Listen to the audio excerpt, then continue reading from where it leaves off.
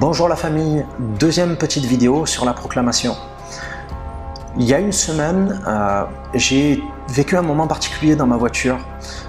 C'est comme si je ressentais que le Saint-Esprit me demandait de proclamer une parole spécifique. Et cette parole se trouve dans le psaume 23.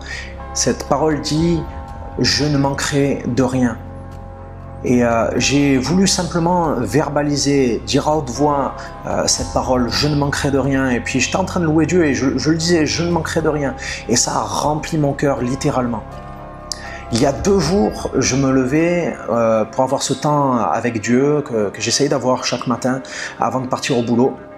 Et je me suis levé un petit peu plus tard que d'habitude parce que je m'étais couché plus tard aussi. Et je me suis retrouvé avec comme une pression sur le temps et j'étais en train de me dire « Oh là, mais tu vas pas avoir le temps, tu n'auras jamais le temps que Dieu te parle, etc. » Et je me suis rendu compte en fait que j'étais avec des craintes dans mon cœur. Et cette crainte de manquer de temps. Cette crainte de manquer de temps. Et je me suis rappelé de cette parole, tu ne manqueras de rien, je ne manquerai de rien. Et je me suis mis à proclamer cette parole, je ne manquerai de rien, je ne manquerai de rien. Mais à l'intérieur de moi, je sentais un travail se faire. Et ce travail qui visait à me faire réaliser que j'avais ces craintes-là en permanence. Parce que je me lève à 6h30 ou que je me lève à 6h ou que je me lève avant 6h, j'étais toujours dans ce mode de fonctionnement où j'avais peur de manquer de temps.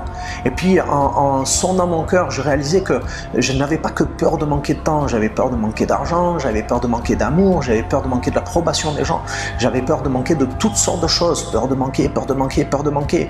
Et lorsque le Saint-Esprit me disait de proclamer cette parole, je ne manquerai de rien, c'est parce qu'il voulait interrompre ce cycle de peur.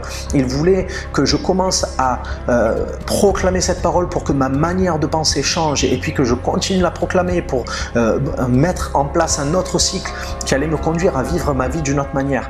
Et alors que j'ai commencé à proclamer, j'ai réalisé que Dieu était en train de me débarrasser de mes craintes, ma crainte de manquer de temps. Et il y a une bonne nouvelle pour toi.